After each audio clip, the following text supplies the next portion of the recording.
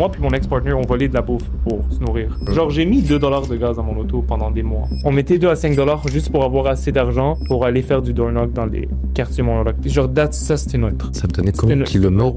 Bro, c'était une Fiat, là. Le Canada, il y a un seuil de pauvreté. Ouais. Fait que tu me dis 15 000 $, je te dis oui, t'es pauvre au Canada. T'arrives au Gabon, tu peux bien survivre, mais après ça, je regardais par ma fenêtre puis je voyais des gens qui avaient pas de toit. Qui vivaient dans des maisons d'aluminium.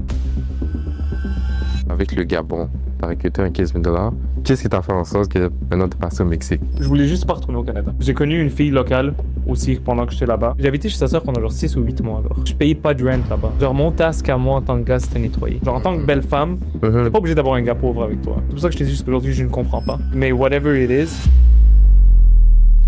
Lui, c'est Ezio, aussi appelé The Don of Financing. Il est propriétaire de Prime Loans, une entreprise de financement. L'entreprise a pu financer pour plus de 200 millions de dollars ces dernières années. Elle est même la référence pour les entreprises. Mais avant d'arriver là, Ezio a vu de toutes les couleurs. Il a lancé plusieurs entreprises que malheureusement qu'ils n'ont pas réussi, a dû quitter le Canada pour se rebâtir au Gabon et au Mexique. Et même là, dans ces pays-là, il a dû surmonter plusieurs adversités pour arriver où il est aujourd'hui. Et aujourd'hui, on a eu l'opportunité de discuter avec lui à ce sujet. Bienvenue à Immigrant Visionnaire, où ce que réussir, c'est voir autrement. Bonne écoute. Mais dans le fond, juste une introduction assez rapide. Pour ceux qui ne le savent pas, on a avec nous Ezio, The Don of Financing, fondateur de Prime Loans, qui est là depuis 2018, si je crois bien, qui finance les entreprises débutant, je pense, en 250 000, disons, en commençant par 250 000 et plus. Le financement qu'on obtient pour les compagnies, entre 10 000 à 500 000. Ok, 10 000 à 500 000. À 500 000. T'as aidé énormément d'entreprises en termes de ça. Sinon, raconte-nous un peu plus en détail qu'est-ce que tu fais exactement. C'est quoi les activités de ton entreprise? Prime Loans, c'est simple. C'est une compagnie qui aide les entreprises à obtenir du capital. Okay? Ça veut dire au début, quand tu commences dans l'industrie, tu commences en tant que courtier.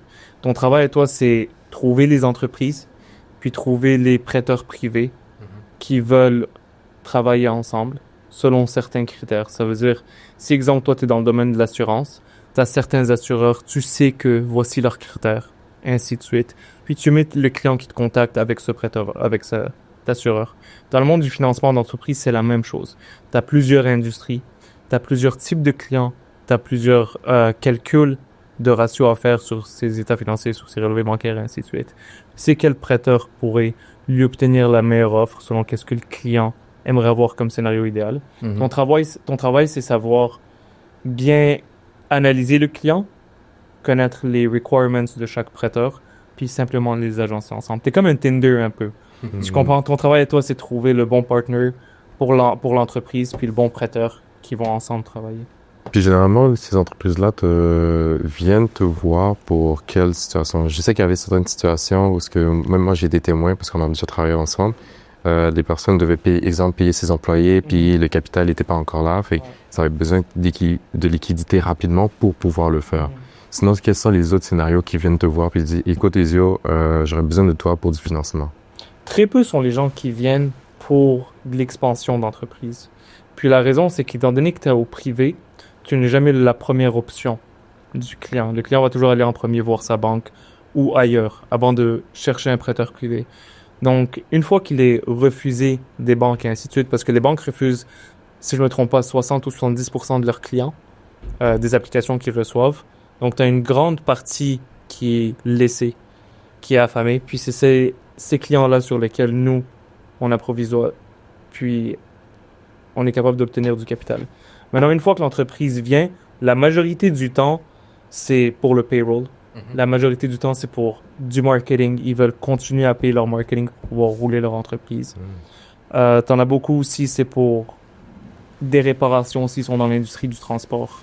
T'sais, leur camion est broke, puis leur camion s'est brisé, puis ils doivent le réparer pour pouvoir continuer leur opération parce qu'ils ont un contrat avec Walmart qui leur donne 100 000 $ par mois. Puis ils ont 2 camions, puis un d'entre eux c'est brisé, ils peuvent pas. C'est des situations comme ça. La majorité, je dirais peut-être 80% des situations des compagnies qui appliquent envers chez nous, c'est ça. Le reste du 20%, t'en as qui te disent c'est de l'expansion. C'est vrai ou pas, à la fin, tu le sais pas. Il y en a aussi beaucoup qui veulent te dire quelque chose de beau, pour que tu leur prêtes. Aussi, oublie pas ça. So, ils veulent se vendre. So, quand les clients t'appellent, c'est un peu comme Shark Tank. Le client te dit, hey, moi je veux expandre, j'ai ci, j'ai ça comme plan. Puis quand tu regardes ces documents, il y a quelque chose qui ne fonctionne pas. Mais c'est correct, ton travail à toi, c'est simplement le financer à la fin. La raison, on s'en fout tant qu'à la fin, il est capable de repayer son prêt. Je comprends. Puis, de ce que j'ai compris aussi, de ce qu'on avait discuté, dans le fond, tu ne fais pas nécessairement affaire avec les institutions bancaires. Donc, on va dire les institutions bancaires que tout le monde connaît, on va dire BMO, National, Laurentienne, whatever. Toi, tu fais affaire directement à un prêteur privé. Puis, quelles sont les raisons pourquoi que tu travailles avec eux? Je sais qu'il y a beaucoup en termes de délai, parce que les délais, quelquefois, pour ces genres d'entreprises, ils ont besoin de rapidité pour accomplir s'ils ont à accomplir. Puis, le problème avec les institutions bancaires, c'est que ça prend trop de temps. Donc, peut-être élaborer sur ce point. Non. C'est simple à comprendre. Les banques, on a travaillé avec des banques pendant environ 5 ans. On a fait du financement bancaire pendant 5 ans.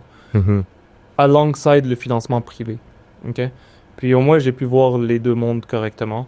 Et les banques, ils ont un box de critères, puis ça ne sort pas de cette box-là. OK?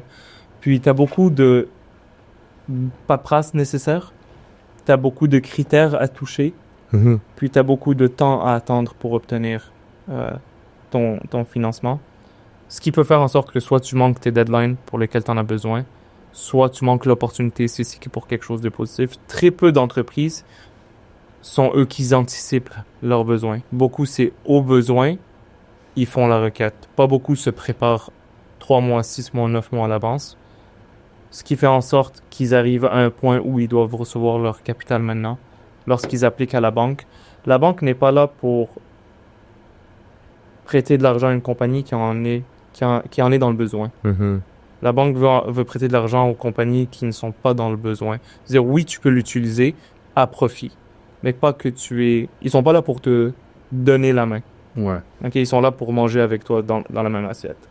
Puis, cela ne veut pas dire que les bagel shops qui font 1 million par année, c'est des mauvaises personnes. Cela ne veut pas dire que les bagel shops ne savent pas rouler leur entreprise. C'est juste que 1 million de revenus pour une entreprise, ce n'est pas énorme, de 1. Donc, ça ne vient pas avec le caractère de quelqu'un qui gère une multinationale, qui sait comment anticiper ses dépenses et ainsi de suite. Donc, quand leur moment arrive, puis s'ils ont un crédit average parce que la banque ne leur a pas donné une marge de crédit d'entreprise, donc ils utilisent la personnelle, ce qui fait que leur crédit reste à 650, 600, pas 700 ou ainsi de suite, 180 et plus.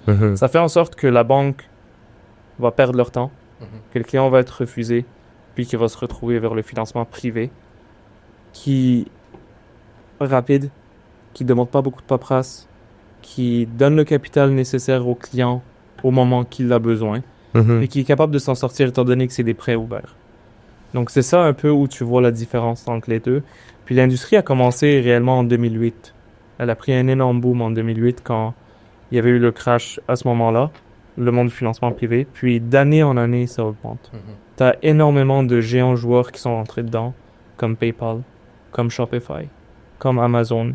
Oui, ça reste du financement privé, ce n'est pas un financement bancaire. Si quelqu'un a un Shopify Store et tu vas écouter ce podcast ou whatever, ils savent que Shopify peut te faire du financement.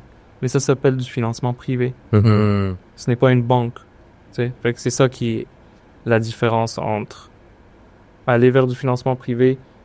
Tu peux appeler ça financement privé, financement alternatif. Tu peux appeler ça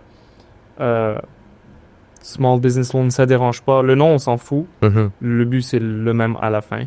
Puis tout ce qui n'est pas institutionnel, comme les banques qu'on connaît, tu tombes dans le financement privé. Financement privé, ce n'est pas quelqu'un dans la rue qui va te donner 100 000, qui va toquer à ta porte à te dire hey, paye-moi l'argent. Non, c'est des fintech, c'est des entreprises. Shopify, c'est pas quelqu'un qui va toquer à ta porte. Right? So, ça devient des fintech, des financial technologies companies. Et puis, est-ce que c'est là que tu as vu une croissance au niveau de ton entreprise quand tu as juste mis le focus sur tout ce qui est privé plutôt que institutionnel? Quand on a commencé en 2018, on a commencé avec le privé. Okay.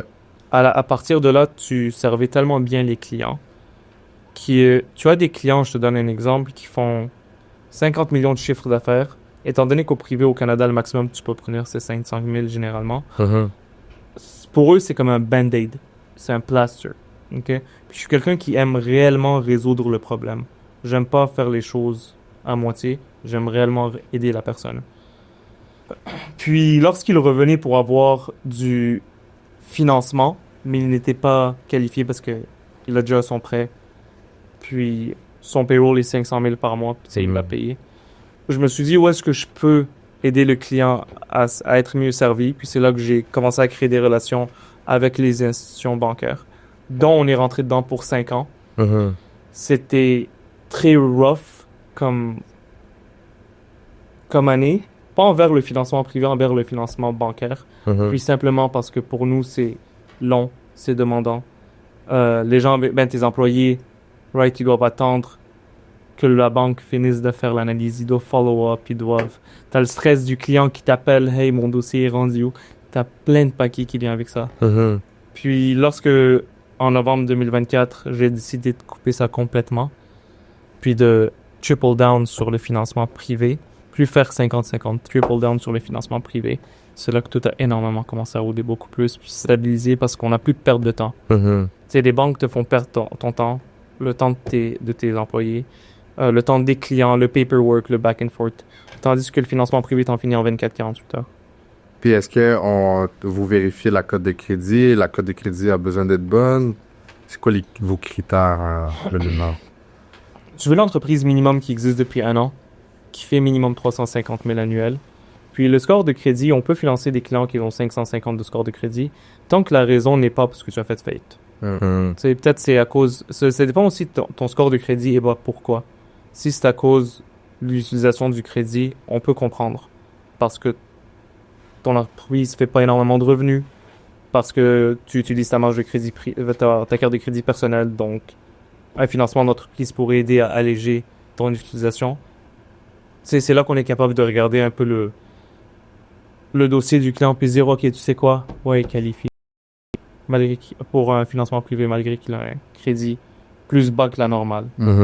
Tu me permets, moi j'aime beaucoup retourner au point initial, à la source. OK.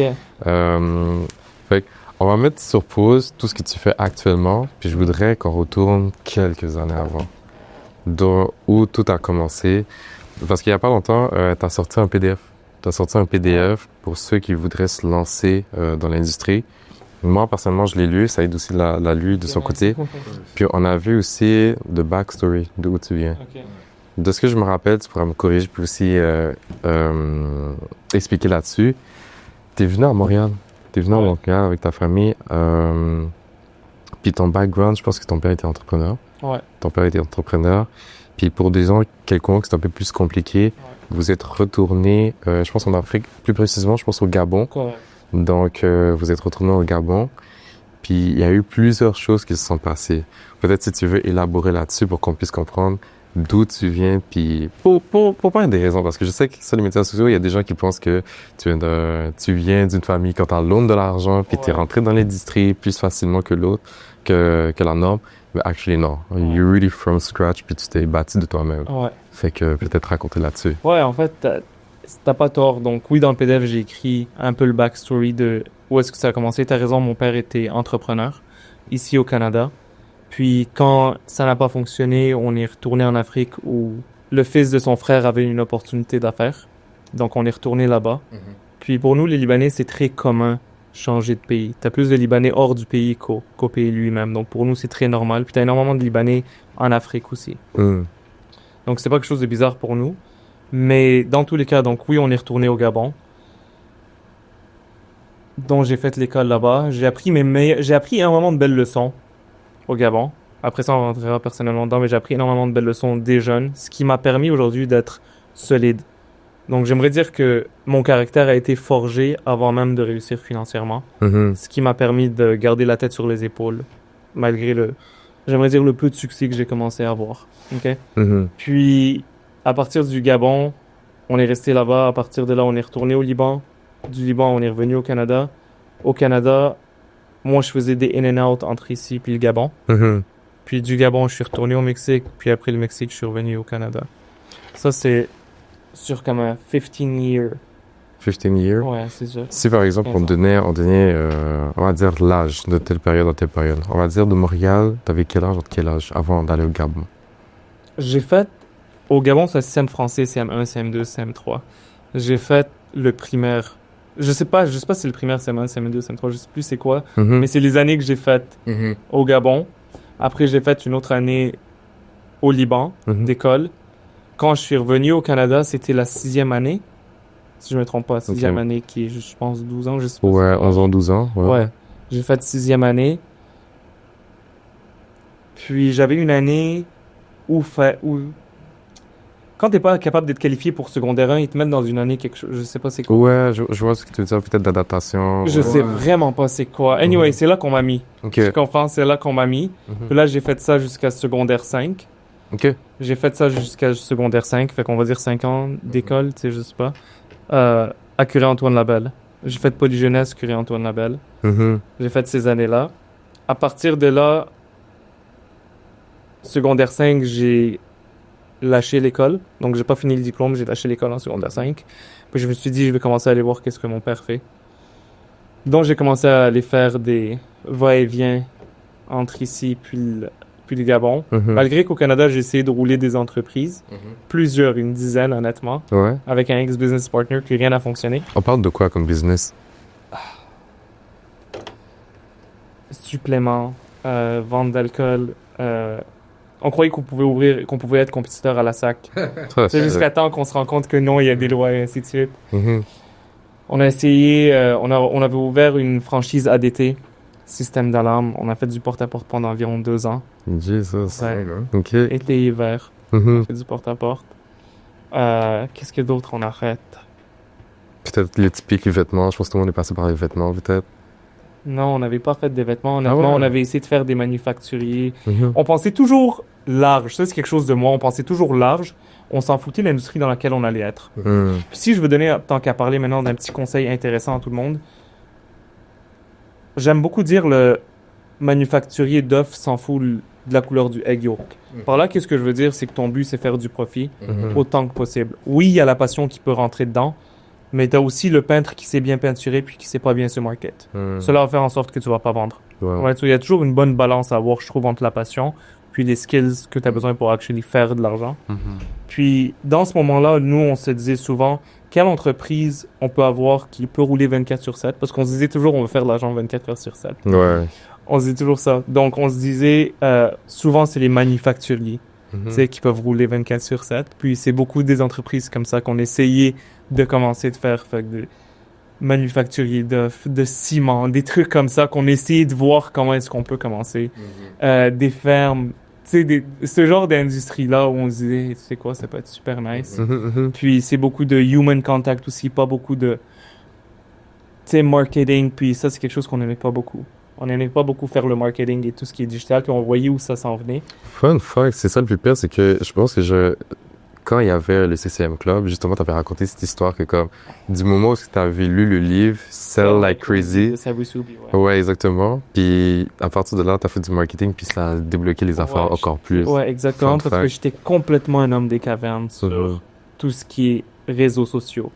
Jusqu'à, je veux dire, 20-21, j'étais un homme des cavernes. Mhm. Tu sais, parle-moi même pas de genre recover un password. Ah ouais? Ouais, ouais, j'étais un homme des cavernes. Puis c'est pour ça que j'aimais beaucoup le Gabon, parce que c'est beaucoup contact humain Ok. comme relation entre entreprises. Mhm. Puis aussi, nous, on savait que ce genre d'entreprise-là, qui est vendre des œuvres, vendre du ciment, vendre ainsi de suite, c'est pas consumer, c'est pas B2C. C'est Mhm. pas envers les consumers. Donc, il n'y a pas beaucoup de marketing, c'était plus relationnel. Relationnel. Puis nous, on s'imaginait beaucoup être bien habillé, puis aller dans un bureau, tu sais, je vais dire n'importe quoi, à New York, Mhm. puis faire comme ça, puis faire, Ouais. OK, handshake 200 millions, ouais, ok, c'est ce qu'on imagine. Ah, c'est easy. Ouais, c'est beaucoup ce qu'on imaginait. Mhm. Donc, c'est vers ce genre d'entreprise-là qu'on essaie de rouler. Donc, pourquoi je te disais faire la vente d'alcool, de suppléments, de whatever, de ciment, d'offres, c'est ainsi de suite. Puis à la Ouais. fin, j'ai fini par me retrouver dans qu'est-ce que je me retrouve aujourd'hui. Je comprends. Mais ouais, c'est le genre d'entreprise qu'on Ok. essaie de rouler. Puis là, à partir de là, qu'est-ce qui s'est passé? La dernière business, je pense, c'était le door-to-door. Le door-to-door, Ouais. le ADT. Fait que, qu'est-ce qui se passait avec le door-to-door? Système d'alarme. Exactement. Le Fait que, door-to-door. qu'est-ce qui se passait avec le door-to-door qui a fait en sorte que, comme, you shut it down, puis par la suite, t'es juste parti. Ouais, le door-to-door, c'est une bonne histoire juste la raconter. Comment est-ce qu'on arrivait à avoir une franchise ADT? De un, pour avoir une franchise, il faut que tu payes. Mhm. Puis nous, on avait clairement pas d'argent pour avoir une franchise. Mais quelque chose qu'on avait fait, moi puis lui, on avait un jour créé un PowerPoint sur moi et mon ex-business partner qui nous représentait. Fait qu'on se vendait énormément. Comme on est des personnes assidues, on est des personnes qui travaillent fort, nanana. Puis on s'est dit, un jour, ça va nous servir pour que si on trouve un investisseur qui voudrait ouvrir une de nos business. Fait que nous, on avait créé un portfolio, un PowerPoint sur nous-mêmes qui est comme, hey, investis dans notre idée d'offre si jamais on trouverait quelqu'un. Puis, pendant qu'on faisait ça, on avait besoin de travail, right? Fait qu'on est allé pour ouvrir, pas pour ouvrir, on est allé pour trouver un emploi de cold call qui était pour ADT. Quand on est arrivé là-bas, par pure chance, il y avait le Director of Sales national qui était en train de supervisionner le manager local à Montréal, comment il hire les gens et nanana, tu sais, pour le cold call. Puis nous, quand on était assis dans la salle, puis le manager nous a appelé pour faire notre interview. Il a appelé juste un d'entre nous, qui était mon ex-business partner, mais nous, on allait partout ensemble. S'il engageait un, il engageait les deux. OK. Tu sais, fait qu'on habitait ensemble, moi puis lui, on était comme ça. C'était impossible de voir un sans l'autre. Impossible. Le seul moment qu'on se séparait, c'est qu'on allait aux toilettes. C'est impossible pendant environ 3 ou 5 ans, je pense. C'est impossible que tu vois mon ex-business partner, puis moi, ou vice-versa. Ça n'existait pas. Fait que tous les jobs qu'on allait, fallait que la personne engage les deux. Puis la raison pour laquelle on faisait ça, c'est parce qu'on avait un joint bank account. Mais comme faut qu'on fasse le plus d'argent possible ensemble dans ce compte de banque. Fait qu'anyway, fait qu'on est allé voir le manager là-bas, puis quand on est allé voir le manager, puis on voulait qu'il nous engage nous deux, il a dit c'est pas quelque chose qu'on fait, nanana, whatever, laisse-moi appeler le directeur of sales. Quand le directeur of sales est venu, puis il a dit pourquoi je devrais vous engager vous deux, ben nous on a pull out le laptop, puis Vous avez montré la présentation. on a montré la présentation du PowerPoint. Puis fun fact, quand on lui a montré la présentation du PowerPoint, eux ils voulaient ouvrir une nouvelle franchise, une nouvelle location, mais door-to-door, genre oriented, pas cold call. Pas loin d'ici en plus, sur Jean Talon Ouest, à peut-être 1 minute d'ici. Puis, il nous a dit, hey, on a un nouveau bureau qui est comme 5000 square foot, whatever, tu peux l'utiliser complètement. Moi, je vais venir rester ici pour 1 an, à ce bureau-là, puis tu peux t'occuper de cette division. Puis nous, on a dit, OK, let's go. Genre, on va roll in. Fait qu'actually, c'est comme ça qu'on a eu notre franchise ADT. Parce que normalement, il y a ma fille à payer, ainsi de suite, puis on l'a pas eu. Puis on était... on avait 20 ans, genre super jeune. Puis nous, on s'en foutait. Beaucoup d'audace. Beaucoup d'audace. Des histoires à t'en raconter, j'en ai des centaines dans ce genre-là. Mais quand on a été engagé, une leçon aussi que j'ai appris à partir de là, c'est quand quelqu'un t'explique quelque chose, nous, on a accepté l'offre, malgré qu'on n'avait rien. On se croyait ultra high, tu sais. Fait qu'on a accepté l'offre. Puis une des raisons pour laquelle on avait accepté l'offre, c'est qu'il nous avait dit, tu vois un système d'alarme, exemple, ta récompensation, c'est 1 000 $.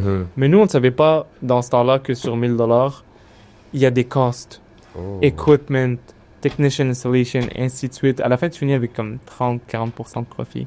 Fait que nous, quand il nous avait vendu là, puis il nous l'a expliqué, c'est sûr, à 1000%, mais on était complètement des hommes de caverne. Tu comprends?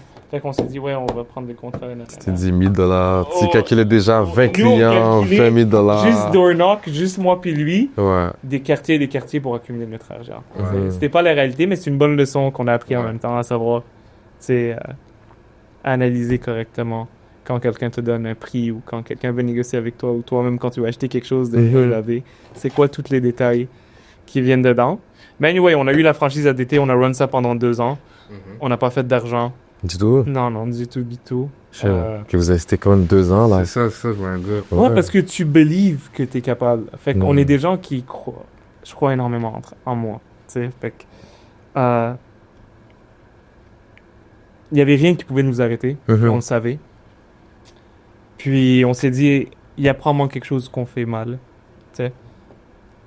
À la fin, c'était juste peut-être pas notre industrie. Je veux le dire de même. Peut-être ça m'a appris certains trucs que Dieu voulait que j'apprenne pour aujourd'hui. J'ai une tête sur les épaules plus solide. Whatever la raison est, j'aimerais encore croire que c'est moi qui n'étais pas un assez bon businessman. C'est vraiment la raison. Mais est-ce que j'y retournerai quand même aujourd'hui? Non. J'y retournerai pas. Jamais. Mais malgré tout, non, ça n'a pas fonctionné. Ça nous a mis... Écoute, moi, ADT, à cause de ADT, pas à cause de ADT, à cause qu'on a commencé à faire un peu d'argent avec ADT. Je te parle de fermer la $2000, c'est par mois. À deux, j'ai fait faillite. J'ai fait ma première faillite dans ce temps-là. Ma première et ma dernière, merci Dieu. Mais anyway, j'ai fait faillite dans ce temps-là parce qu'on savait pas comment manager l'argent. Pour nous, c'était beaucoup d'argent. Ouais. Fait que quand on recevait comme notre $2000 de paycheck à la fin du mois, Blasté. ben pas on le blastait, mais on allait on allait s'acheter des autos. Puis le paiement, moi j'avais acheté une Fiat 500C, je me rappelle, manuel. Puis qui coûtait $300 par mois dans ce temps-là. OK. Puis c'est sur ça que j'ai fait faillite. On n'a pas pu catch up, tu sais, après les 2 ans. OK. Puis c'est après ça, quand j'ai fait faillite vers ce moment-là, c'est là que moi je suis encore retourné au Gabon. Pour une dernière fois, j'ai travaillé 6 mois là-bas. J'ai fait le plus d'argent que j'ai fait dans ma vie. J'ai fait $15 000 en genre 6 mois. OK. J'ai pris ce $15 000 là, je suis allé au Mexique. Puis c'est là que je suis resté genre 3 ans et demi avant de revenir au Canada. Est-ce que le Gabon, c'était comme un endroit pour venir te ressourcer? Ou bien tu y allais parce que tu étais comme, OK, j'ai pris un hit ici, bien je me déplace pour aller au Gabon. Ouais, le Gabon, pour moi, c'était une manière de pouvoir sortir du Canada. Donc, pas rester bloqué. J'ai toujours pensé que où tu vas faire de l'argent, tu as beaucoup de chances à rester. Puis j'essaie beaucoup, avant de faire de l'argent ici, de faire de l'argent à l'extérieur. Puis, le Gabon aussi, étant donné que j'habitais chez mon père, c'est une place où j'avais pas de coûts. Donc, pour moi, je pouvais vivre comme un sans-abri. Ça me changeait rien. Puis, c'est une place aussi, comme que je te dis, qui était beaucoup relationnelle. Puis j'aime croire que je suis quelqu'un qui est très bon à communiquer en vrai, puis qui est très relationnel. Donc, tout ce que j'avais à faire, c'était actually rencontrer des personnes, puis pas faire du marketing, et ainsi de suite. Donc, pourquoi je suis retourné au Gabon, puis je me suis dit, hey, tu sais quoi, après 2 ans de door knock, je sais comment parler aux gens, laisse-moi retourner faire... Mais qu'est-ce que tu faisais justement exactement au Gabon? En fait, il y a 2 éléments. Qu'est-ce que ton père faisait? Puis j'imagine qu'il était retourné au Gabon pour l'assister, ou tu faisais aussi des trucs? Aucunement. Okay. Je suis jamais retourné au Gabon pour mon père. Je suis retourné au Gabon à chaque fois pour... J'avais une nouvelle idée d'entreprise. Okay. Puis, ça soit... Exemple, quand on avait l'idée de faire des offres, moi puis mon partner, ou une ferme, je retournais au Gabon, on travaillait, on faisait de l'argent, je prenais le billet, je retournais au Gabon, je cherchais comment faire une ferme au Gabon. On voulait toujours sortir du Canada. Fait que ton partenaire te suivait dans tous ces moments. Ouais, on était comme tag team. C'est lui resté ici pour que notre cost soit pas cher. Puis là, moi, j'allais, puis j'essayais de voir pendant 2 mois qu'est-ce que je peux faire. Les opportunités. Ouais, c'était complètement genre... Tu comprends? C'est des bons moments. Mais... Quand je retournais au Gabon, mon père, ce qu'il fait, c'est qu'il vend des pièces pour des machines de construction.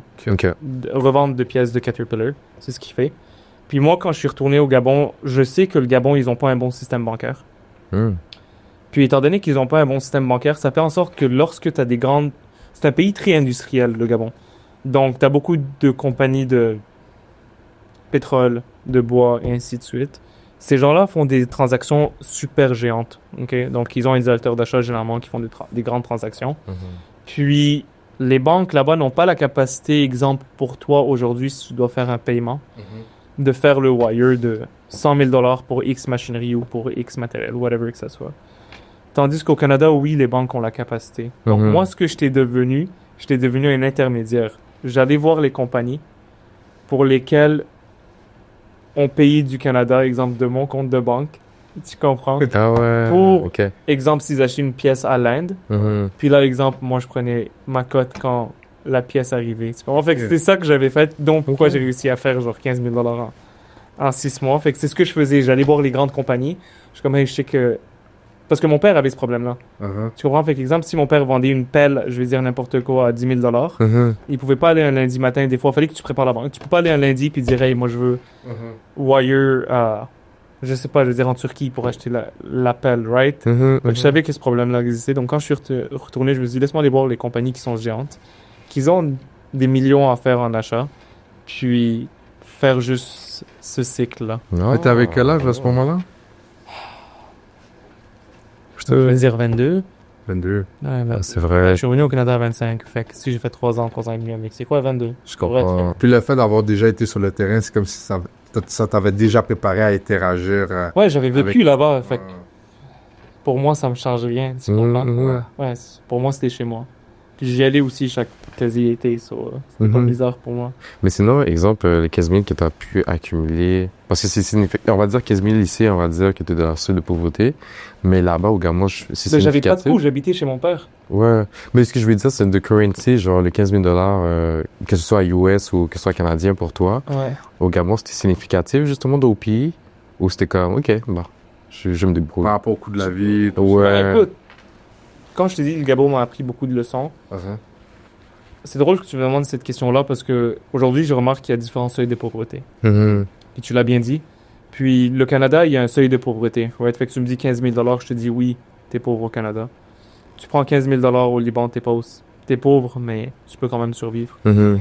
T'arrives au Gabon, je peux bien survivre, mais après ça, je regardais par ma fenêtre puis je voyais des gens qui n'avaient pas de toit. Mhm. Tu comprends? Fait que littéralement, tu vivais dans des maisons d'aluminium. Mhm. Où tu voyais le gardien du bâtiment où on habitait, que lui, son travail, c'est trouver de l'eau pour la journée. Tandis Wow. que moi, j'avais de l'eau chez nous. Fait que malgré qu'on n'était pas bien, Mhm. pour moi, je n'ai jamais été pas bien. Mhm. Tu sais, c'est quelque chose que j'aime beaucoup dire. Peu importe qu'est-ce que je vais raconter ou qu'est-ce qu'on va parler pendant ce podcast sur à quel point c'était difficile ou pas, pour moi, je veux penser juste toujours à ces années où j'habitais. Mhm. Puis j'étais comme, hey, c'est pas si pire. Mhm. Tu comprends? Mon seul problème à moi, c'est faire de l'argent. Mhm. C'est mon seul problème. J'avais pas le problème de survie. Mhm. Oui, on était pauvres, c'est correct, mais j'avais pas le problème de survie où je dois me nourrir. Même si on se nourrissait minimalement, au moins j'avais, je sais pas, du pain puis de l'huile qui m'attendait à la maison. Whatever que ce soit. Mhm. L'autre avait pas du pain puis de l'huile qui l'attendait. Genre, s'il avait faim, Je il comprends. pouvait pas retourner chez lui puis manger son pain avec l'huile. Tu comprends? Il pouvait pas. Mhm. Fait que c'est là où je me sentais toujours super chanceux de ces expériences-là, puis où je me suis toujours senti bien accommodé. Non, Puis bien c'était vu. quoi la chimie avec les membres de la famille? C'était quoi la chimie justement avec les membres de la famille dans ce moment-là? Back and forth, tu vas à Montréal, tu reviens. Écoute, ça a toujours été complexe parce que personne croit en toi jusqu'à temps que tu aies quelque chose à prouver. Mhm. Puis ça fait 100% du sens. Si tu me dis, Ezio, ce podcast-là va être le plus grand au monde, je veux dire, attends 30 secondes, Saïd. J'en dis, il y a Joe Rogan, genre, calme-toi, Ouais. tu comprends? Puis j'ai raison, Ouais, ouais, ouais. jusqu'à temps que tu me prouves le contraire. Mhm. C'est exactement comme ça que ça fonctionne, right? Puis la même chose envers tes relations. Quand tu commences à bâtir quelque chose, puis les gens vont pas croire en toi, c'est pas mauvais, c'est normal. Tu n'as rien fait, tu n'as pas de receipts. J'ai rien à faire à te croire. Tu comprends? Et c'est Mhm. quelque chose que je trouve qui m'a toujours aidé parce que ça me fait pas sentir mal si ma femme croit pas en moi, si ma famille, je m'en fous. Ils ont raison. Selon moi, ils ont raison jusqu'à temps que j'aille actually achieve quelque chose où je suis en chemin proche de qu'est-ce que j'ai dit que je vais achieve. Mhm. So, quand les gens disent ah, les gens ont pas cru en moi ou ah, personne croit en moi, hey, tu crois même pas en toi. Mhm. Tu comprends? T'as pas à croire en toi, t'as encore rien fait. Tu comprends? Puis Mhm. c'est souvent c'est de la manière que j'ai pensé, puis je trouve que c'est le best mental frame model que j'ai pu me créer, puis croire en sorte d'avoir la tête froide, puis carré, puis je me dis, hey, c'est correct comme ça, chaque étape.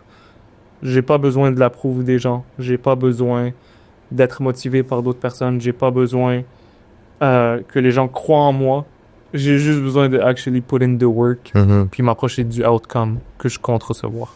Puis qu'est-ce que tu as pu apprendre de ton père qui était justement un entrepreneur et l'appliquer dans ta vie ici? Ouais, tu peux voir, souvent les gens vont demander cette question-là puis s'attendent à quelque chose de positif. Tu peux aussi voir quelque chose de négatif, right? So, tu peux aussi voir, hey, pourquoi est-ce qu'on n'a pas réussi? Mhm.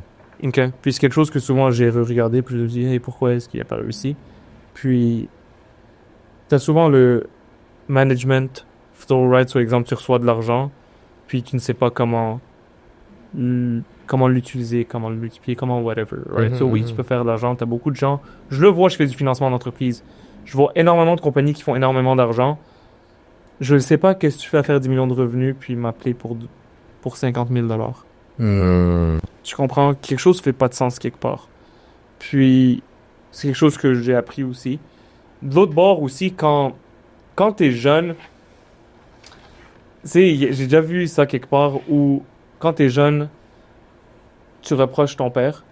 Plus que tu vieillis, Mhm, je vois. plus que tu remarques, pas qu'il avait raison, mais qu'il sait ce qu'il sait. Tu comprends?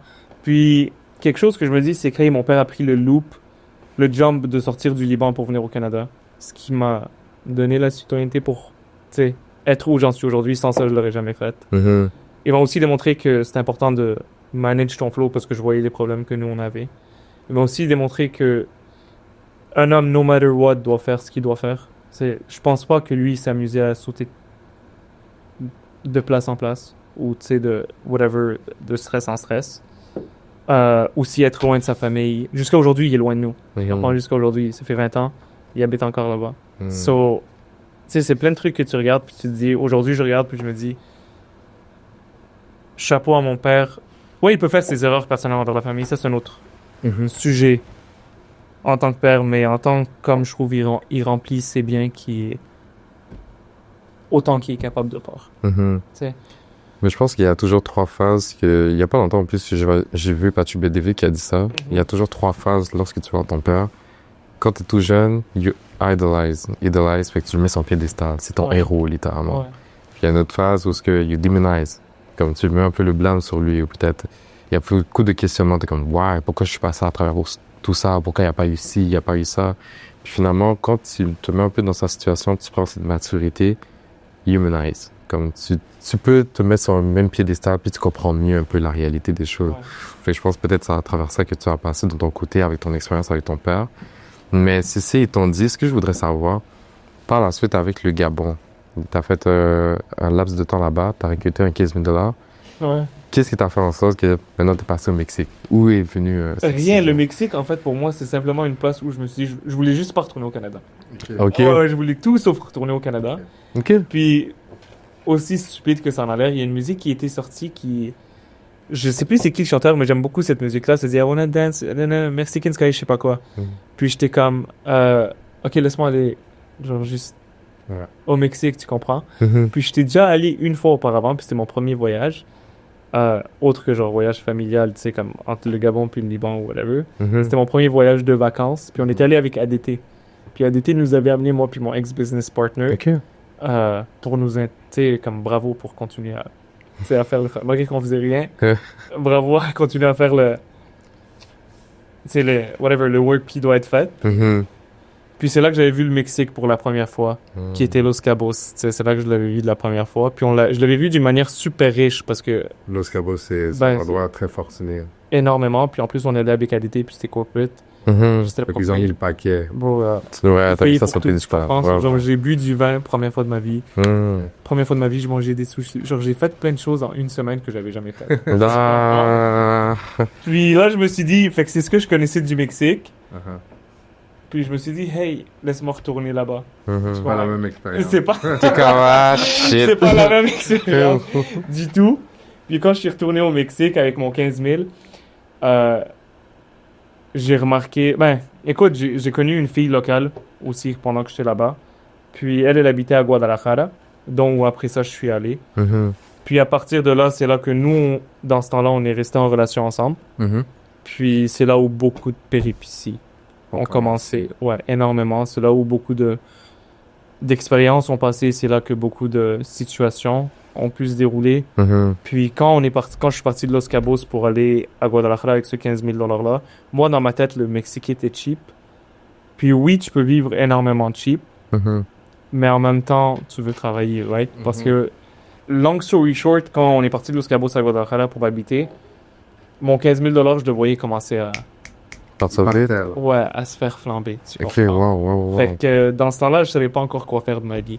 Moi, j'avais juste 15 000 $ sans business. J'avais juste fait des transactions. Puis moi, dans ce temps-là, je voulais retourner au Gabon. Puis pour moi, c'était normal de faire des va-et-vient entre pays. C'est ce que mon père faisait. Pour moi, il y avait rien de bizarre. Je savais pas que pour les gens, c'est bizarre d'être loin de leur père. Moi, je trouve ça ultra normal. Puis les gens autour de moi font ça. Fait que quand moi, j'ai parlé dans ce temps-là avec mon élève, j'ai dit, écoute, tu restes ici, puis moi, je vais là-bas, puis je viens chaque 2-3 mois, puis je reste 2 semaines, puis... C'était ça que j'avais prévu dans... Elle était comme, wow. Qu'est-ce qui se raconte, là? Ça fonctionne pas comme ça. J'étais comme, de quoi ça fonctionne comme... Tu sais, je comprenais pas qu'est-ce qu'elle me disait. Je suis comme, hey, genre, j'ai fait 15 000 $, nanana. Puis, à partir de là, c'est là où je me suis dit, OK, comme si je veux rester avec cette personne-là, faut que je trouve quelque chose à faire. Hmm. Je vais t'épargner énormément de détails. J'ai trouvé le financement d'entreprise. J'ai trouvé le financement d'entreprise que j'avais commencé avec mon ex-business partner dans ce temps-là aussi. Le même, on parle. Ouais, le même. J'en ai juste eu un. Ok, ok. Puis le même. Puis lui, il s'occupait de faire les... Tu sais, whatever. Lui, il commençait à comprendre les ads. Mhm. Lui, il commençait à comprendre les ads. Pas moi.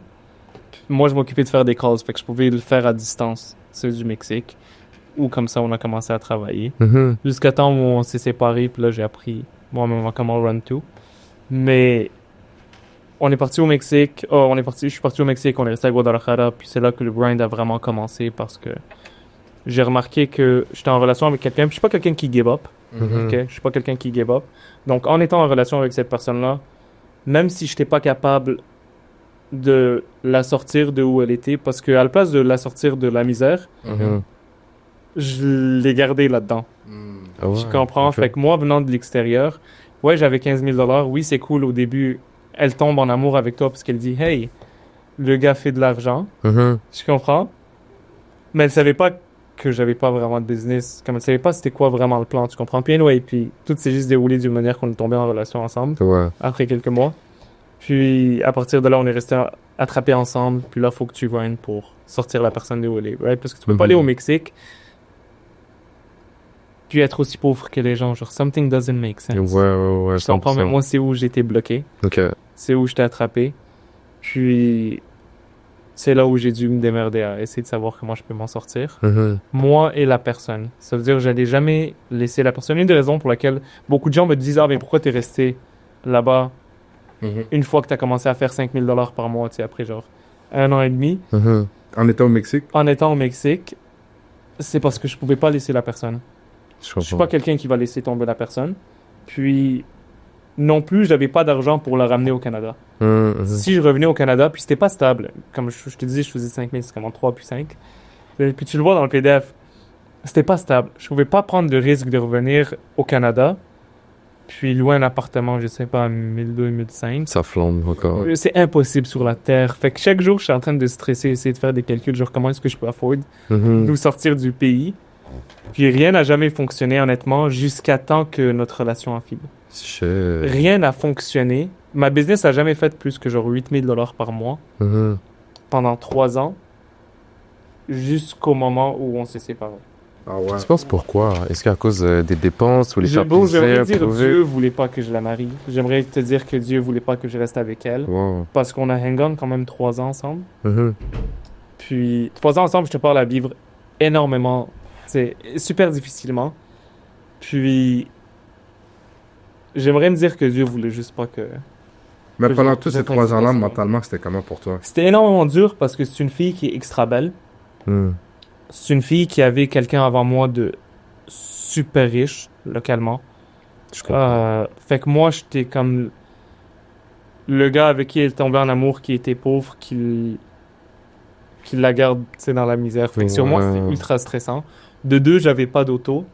Donc, quand on sortait, c'était pas facile qu'elle se fasse 4 calls par la rue, qu'elle vous passe whatever. Puis, c'était très dérangeant. Tu comprends? C'était vraiment, vraiment, vraiment dérangeant.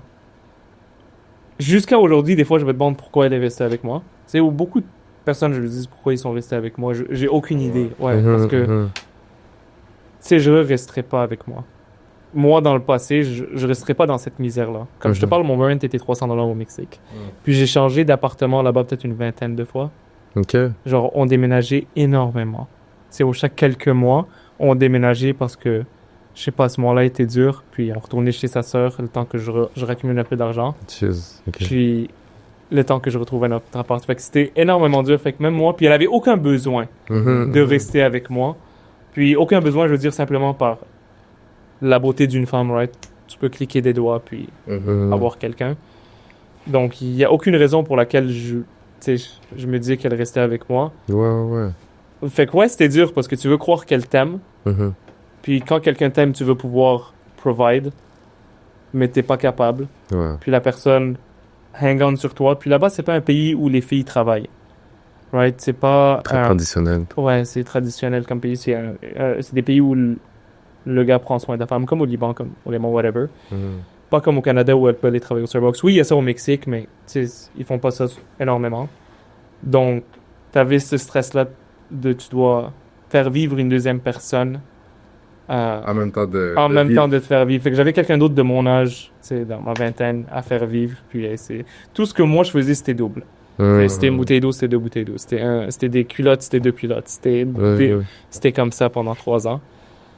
Fait que ouais, c'était pas... Et d'où tu puisais cette résilience chez toi? Bro, j'ai prié à Dieu il y a quelques années, honnêtement, puis je l'avais écrit sur Instagram en plus. J'ai dit juste... j'ai prié Dieu, j'ai dit « Make me give up on giving up ». Des super tôt dans ma carrière d'entrepreneur qui a commencé à secondaire 5, genre. J'ai prié Dieu, j'ai dit juste « Make me give up on giving up ». Il n'y a jamais un moment donné dans mon cerveau que je me suis dit « J'arrête d'essayer » ou « J'arrête d'essayer de faire fonctionner ». Puis la raison, c'est parce que je me dis, worst case, je fais faillite. Ce que j'ai fait, tu comprends?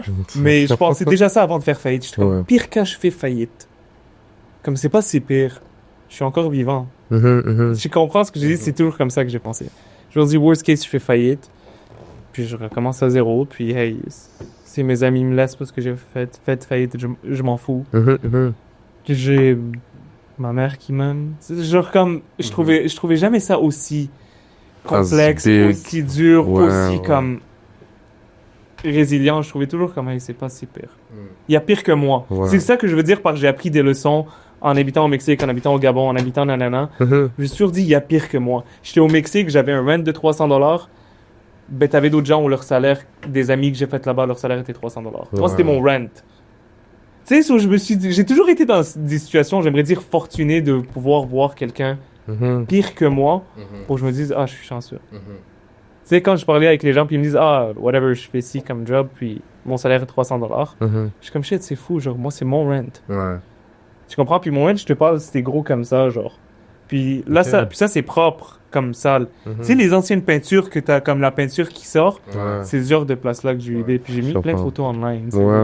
C'était ça, c'est l'appartement complet. On habitait 2 personnes. Tu sais, fait que t'avais personne, puis en même temps, t'avais honte d'inviter des gens chez toi. Donc t'invitais personne chez toi. Fait que, à ça, du 3 ans que j'étais là-bas, j'avais pas d'amis. J'ai zéro human contact. Autre que... Quand t'as grandi là-dedans, en plus. Ouais. Autre que ma business, donc les clients. Je voyais même pas physiquement, puis mon ex, il y a aucun autre humain que je voyais sur la Terre. Personne d'autre.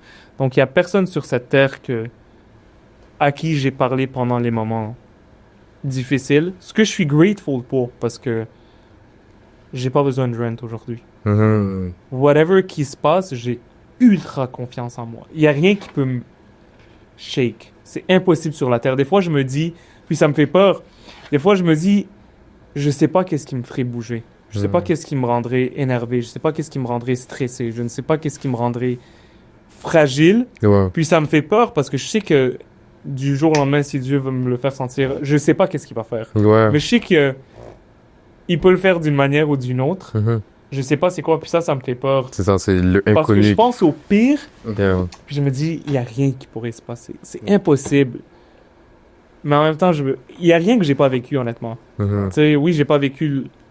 Le seul parti que j'ai pas vécu dans la vie, c'est survivre.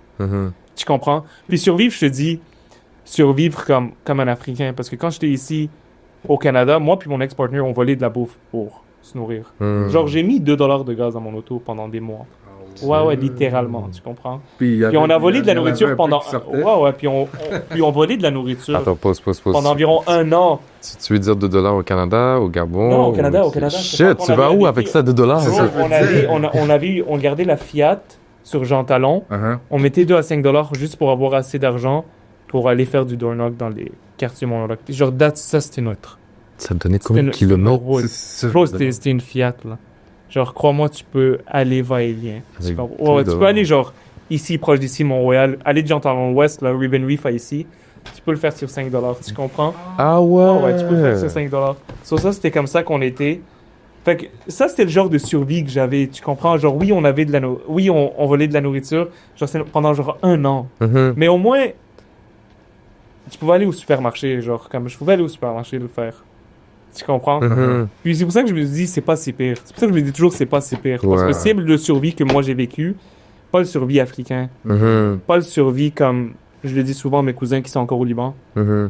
ouais, du village où on vient. Comme quand je retourne au Liban maintenant, c'est deux mondes complètement différents pour moi. Je vois.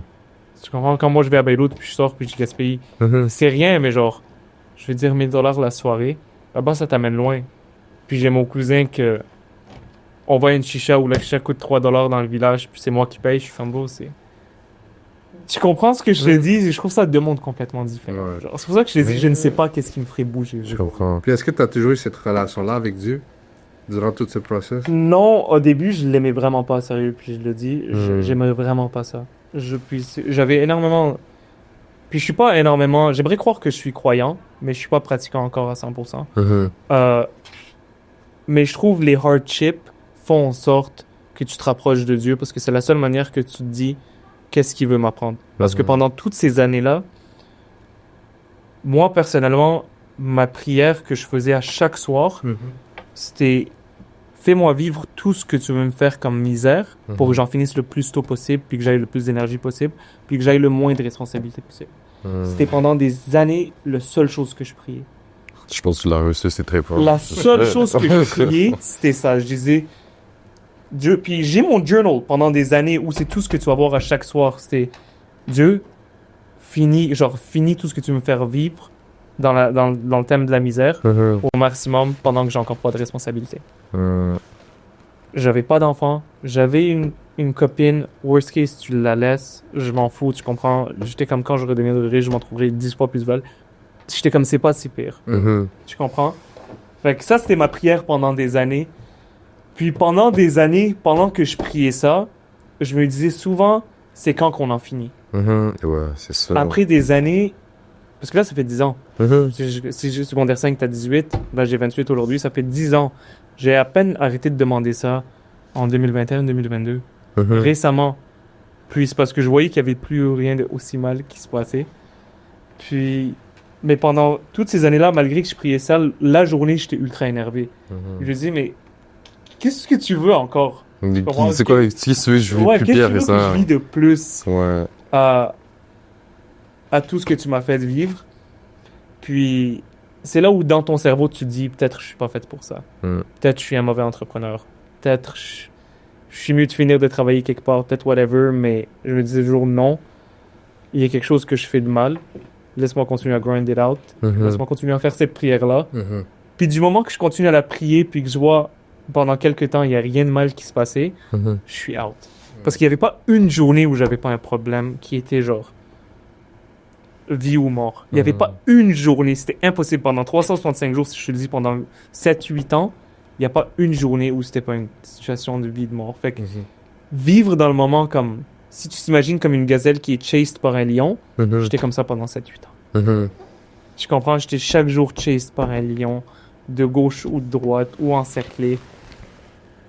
Donc, après ces années-là, je me suis dit, probablement Dieu veut me donner quelque chose d'énorme dans la vie. Ce Mhm. que je ne vois pas encore, puisqu'il est mineur. Je suis comme beau, ça fait genre déjà 10 ans, tu comprends? Ouais, ouais, ouais. Comme, tu sais, let's go. Mhm. Ben, c'est comme ça qu'aujourd'hui, je revois ça. Genre, ça. Je te parle de ça, ça fait à peine 1 an et demi, 2 ans que je vois ça de cette manière. Si, ce que je voudrais embarquer, là, j'ai quand même 3 questions. Mais en fait, il y a quelque chose que tu as dit, je trouve ça vraiment pertinent, mais vraiment intéressant, c'est le fait que tu as toujours été en deux go dans un moment de stress, puis dans des périodes vraiment extrêmes. Je voudrais savoir comment tu te sens.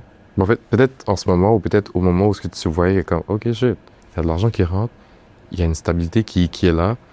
Comment tu te sentais? Parce que, tu sais, je sais pas si tu l'as vécu, mais quand tu as toujours été dans des moments de stress, il y a toujours un bad trip, il y a toujours quelque chose qui vit été commun. Ouais. T'as pas senti un moment de comme, c'est trop beau pour être vrai, comme, c'est quand qu'il y aura un problème, genre? Ouais, aujourd'hui, je le vois. Aujourd'hui, je le sens. Puis, tu te prépares. Puis, c'est pour ça que je te dis, je ne sais pas qu'est-ce qui me stresserait. Mhm. Puis, c'est ça qui me fait peur. Parce que, comme tu as dit, tout est trop beau pour être vrai. Puis, tu sais qu'il y a un problème qui va se passer Peut-être maintenant, j'ai un problème à chaque 1 mois. Mhm. Tu comprends? Peut-être je suis entouré par des lions à chaque 1 mois maintenant, à la place de 10 fois par jour. Mhm. Mais tu ne sais pas c'est quoi la difficulté de ce lion-là. Plus que tu avances, plus que le lion est grand, Mhm. plus qu'il est fort, plus qu'il est problématique, plus que tu es entouré, mais plus que toi aussi tu es apte. Mhm. Tu comprends? Plus que toi aussi tu es apte, mais toi aussi c'est à ton cerveau, ton mental de pas break out, de Mhm. dire hey, tu sais quoi, ce problème-là est super grand pour moi, I give up. Mais est-ce que tu penses aussi, c'est pas le moment, parce que justement, on a eu un autre guest auparavant, puis lui, c'est un peu plus dans le mindset de, OK, je fais de l'argent, mais je peux me permettre de me gâter, comme, d'avoir un style de vie un peu plus à la hauteur de mes revenus. Mais est-ce que toi, tu penses pas que ce serait le moment pour toi aussi d'accepter que Mais comme, je l'ai. ouais, Je l'ai. Regarde, j'ai acheté l'auto qui était ultra populaire, genre, pendant un moment donné, tu comprends que tout le monde m'a reconnu pour. J'ai des manteaux que j'ai payé 5, 10, 15 pour. J'ai pour 40, 50 000 de souliers. Genre, tu comprends? Mhm. J'ai ça, mais ce qui me fascine encore jusqu'à aujourd'hui quand tu me demandes ça, c'est le fait que je puisse sortir manger. Mhm. C'est un truc qui va toujours me fasciner. Le fait que je puisse sortir manger sans trop regarder le prix. Des fois, j'ai encore cette habitude-là où je suis extra greedy. Mhm. Comme mes amis savent, je suis la personne qui va jamais payer Uber Eats de ma vie. Je peux pas justify le fait que ça me coûte 99 exemples de livraison. Ouais. Puis en plus, j'ai 20%. J'arrive pas, dans mon cerveau, ça rentre pas encore aujourd'hui. Mhm.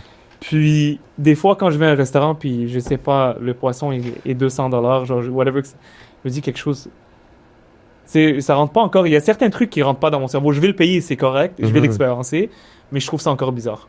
Tu comprends? Mhm. Mais aside from that, pour revenir à ta question, je me gâte, puis tu continues à faire attention. C'est as long as you go, parce que fall down d'en haut quand tes dépenses sont super élevées est beaucoup plus rapide que d'en bas. Mhm. C'est fait qu'exemple, si je fais 5 000 $ par mois quand j'étais au Mexique, puis mon rent est 300 $ par mois, j'ai beaucoup plus de coussins.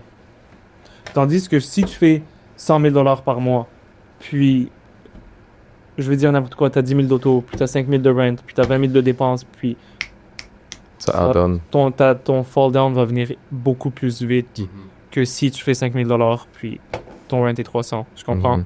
Fait que ça aussi, j'essaie de garder ça en jeu, Mhm. parce que j'ai fait cette erreur-là. Dès que j'ai commencé à faire un peu d'argent, j'ai fait cette erreur-là. Ouais. Tu comprends? J'étais comme, OK, let's go. Puis, je suis OK, la vie commence à roll. J'ai fait cette erreur-là pendant quelques mois jusqu'à temps que je commence en 30 secondes. Ah ouais. Laisse-moi back it up parce que mon fall down peut être ultra rapide. Ça, c'était à ton retour à Montréal ou c'était? Dans mon retour à mon... Ah ouais? Ok. Ouais. Quand t'es revenu, t'as commencé à, comme, let's go, dépenser ou quoi? Ouais, parce qu'au Mexique, c'est bon, tu sors, tu dépenses. Ça me coûte 200 $. Mhm. Tu comprends, je m'en fous. Tu prends des voyages internes, tu vas à Los Cabos, exemple. C'est bon, ouais, ça peut être super cher Los Cabos, tu comprends, mais ça restait raisonnable selon moi aussi. Mhm. Fait que tu peux payer ta chicha à 150 $ là-bas, c'est correct. Au tabou, puis tu peux manger, puis ta soirée te coûte 1000 $, c'est correct, mais tu sais, je revenais toujours dans une partie où mes dépenses étaient encadrées. En Guadalajara ou Mexico City, whatever. Mais ici, non, ici, la vie est juste chère, overall, as a whole. Que ce soit que tu veux manger à la maison ou que tu veux manger dehors. Mhm. Mais ce que je voudrais faire, je voudrais juste qu'on conclue la période au Mexique. En fait, il y a deux choses que je voudrais comprendre. Ça m'étonne le fait que tu disais que comme tu devais subvenir aux besoins de ta copine dans le temps, puis tu sais, faire pousser la business, parce que je sais que tu avais mentionné le fait, c'est sûr que c'était pas récurrent chaque mois, les 5 000, le 3 000, le 8 000 $ que tu Ouais. gagnais, mais ça m'étonne le fait que tu disais que 300 $ de rent, excluant les autres dépenses que tu avais. J'essaie de comprendre, c'était quoi la période là-bas, ça ressemblait quoi à tes dépenses qui faisaient en sorte que, malgré le fait que tu faisais un 3 000, un 5 000 $, tu avais du mal à keep up. Dans ce 5 000 $ que tu fais, t'as ton entreprise que tu vas réinvestir dedans. Mhm. T'as le marketing sur lequel tu gaspilles, que tu dois réinvestir dedans. C'est pas du pur profit. Mhm. T'as ton rent. T'as ton 300 $ de rent par mois, 500 $ de rent par mois. T'as tes dépenses jour au jour. T'as la fille qui a besoin d'une nouvelle culotte ce mois-là. T'as toi qui a besoin de chaussettes. Ça part vite. Mhm. Je comprends, surtout si t'as des dépenses d'entreprise. Ça part énormément vite. Puis moi, de l'argent que je faisais, je voulais toujours investir plus en marketing. Parce que c'est la seule Encore manière. plus. Ouais. Mais t'étais limité. J'étais vraiment énormément limité. Puis j'imagine que tu faisais 50-50 avec ton partner aussi, ou quelque chose comme ça. Non, c'était juste whatever. Dans ce temps-là, au Mexique, j'étais tout seul. Ok. Ouais, dans ce temps-là, au Mexique, j'étais tout seul. Pendant quelques mois, au début, quand je suis arrivé, on était les deux. Mais juillet 2018, environ, on était out. Ok, je comprends. Ouais. Puis à quelle partie qui faisait en sorte que, ok, wow, j'ai le montant pour retourner au Canada? C'est venu, on s'est séparés après 3 ans et demi environ. Mhm. On s'est séparés après 3 ans et demi, où je commençais à faire 8 000 $ par mois, 10 000 $ par mois. C'est là que la business a augmenté un petit peu plus. Ouais, c'est là que je commençais à payer un rent à genre 1000 $, 1500. Puis j'ai des vidéos puis tout. Puis au Mexique, pour ça, comme anyway, à Guadalajara, j'avais un bel appartement de où j'ai commencé. Mhm. De où j'ai commencé. Parce que j'ai vécu dans les pires places au Mexique. Comme quand on habitait à Los Cabos, on habitait là-bas genre 1 an. J'habitais avec les Mexicains. Genre, il y a rien que je connais pas. Il y a pas une ruelle au Mexique que je ne connais pas. Je connais le Mexique mieux que je connais Montréal. Wow. Les yeux fermés. Ok. J'habitais avec les Mexicains en haut d'un gars qui s'appelait Ray au Mexique. On habitait dans son appartement, dans son studio en haut. Ok. Tu comprends? Puis mon bureau à moi était face à ce mur-là. Avec moi, c'est comme si j'étais assis comme ça. Ça, Mhm. c'était mon bureau. Mon lit était là. Puis mes vêtements restaient dans une valise. Parce qu'elle mettait ses vêtements dans l'armoire. Moi, Ok. les miens restaient Moi, pendant genre 2 ans et demi, j'ai vécu dans des valises. Genre, Ouais. j'ai jamais enlevé mes vêtements d'une valise de ma vie. Mhm. Tu comprends? Genre, quand je repliais mes vêtements, je les remettais dans la Ouais, valise. je Genre, comprends. c'est comme ça que je faisais. Puis, quand tu me disais ce breakout-là est venu, je commençais à faire mon 8 000, 10 000. Puis, tu sais, j'ai pris un plus bel appartement et ainsi de suite. Mhm. Et j'avais commencé aussi à faire les prêts bancaires. Ok. Puis mon premier client, c'est une grosse histoire ça aussi, mais mon premier client qui est venu puis qui a fonctionné, c'est une compagnie d'électricité ici locale qu'on lui a obtenu un prêt à la BDC. Mhm. Je pense que tu l'as Ouais. filmé toi aussi, Ouais. ce client-là. Anyway, c'est le premier client qui m'a donné mon plus gros paycheck, qui était 40 000 $. Puis il m'a payé le lendemain même qu'il a reçu le dépôt. Mhm. Quand j'ai reçu le dépôt, je l'ai pas dit à mon ex dans le temps parce que je lui donnais un allowance. Même quand je faisais pas d'argent, j'ai toujours pris responsabilité de la personne. Fait que j'ai tout dû... Malgré que je faisais 5 000 quand tu me demandais, je lui donnais quand même genre 300 $ par mois. Mhm. C'était comme, sors avec tes amis. Genre à la fin, je comprends qu'elle est pas obligée de rester assise devant un mur blanc avec moi Ouais. à longueur de journée. Mais ça aussi, c'est tough pour toi parce que ta femme est super belle. Elle a pas beaucoup d'argent. Mhm. Elle sort avec ses amis. T'es assis devant un mur blanc Ça se à fait longueur call de out. journée. Ouais. Tu comprends? Fait que moi, je la voyais genre le soir. Genre, je disais juste sors. Comme reste pas dans le studio avec moi. Tu comprends? J'étais comme, if it works out, it works out. Si tu restes loyal, tu restes loyal. Mhm. Tu sais, je le savais pas. J'étais comme quelqu'un qui disait genre, si quelque chose passe, dis-moi le pas. Genre, c'est pas le moment que tu me dises genre, qu'un gars t'a parlé ou ouais, c'est pas le moment. C'était la tête. Genre, tu veux me tromper, trompe-moi, dis-moi le pas. Genre, laisse-moi croire que t'es fidèle, puis que mon 300 $ is going for good purpose, puis que tu sors avec tes amis pour une raison. Ouais. Parce que tout ce que je faisais, c'était être assis devant un mur blanc. J'ai rien fait d'autre, autre qu'être assis devant un mur blanc. Puis, quand j'ai reçu ce chèque de 40 000 $ là, je lui ai pas dit parce que je savais qu'elle allait me demander plus d'argent. Ben, pas qu'elle allait me demander, mais comme je me sentais obligé de lui donner plus d'argent. Mhm. Tu sais, quand je commençais à faire 8 à 10 000 $, je lui donnais genre 1500. Oh, ok. Tu comprends? Je Ouais, les ai ouais. toujours donné genre comme 10% genre, de qu'est-ce que je faisais. Mhm. Euh, Mais ce qui est bien un peu pour toutes les choses qu'elle a traversées aussi avec toi, c'est comme. ben je bro, comprends. j'aimerais croire... Ouais, j'aimerais me dire que, hey, genre, elle a supporté ça avec moi. Ben, elle était déjà pauvre, tu comprends, mais genre en même temps, Ouais, t'es pas ouais. obligé de supporter... T'es pas obligé d'avoir un gars pauvre avec toi. Genre, en tant que belle femme, Mhm. t'es pas obligé d'avoir un gars pauvre avec toi. C'est vrai. Puis, c'est pour ça que je t'ai dit jusqu'aujourd'hui, je ne comprends pas. Mais whatever it is, whatever que ce soit sa raison à elle, Mhm. quand j'ai fait mon 40 000, je lui ai pas dit. J'ai attendu un autre mois où j'ai refait ça. Puis j'étais comme, OK, genre, je vais rien dire encore. Mais en ce moment-là aussi, la relation n'allait vraiment pas bien. Ultra, ultra, ultra mal. Puis on s'est séparés. Puis du moment qu'on s'est séparés, je l'ai pris un autre appart pour qu'elle-même, elle parte habiter quelque part d'autre. Parce que sa mère habite à Los Cabos. Mhm. Sa sœur habite dans son appartement.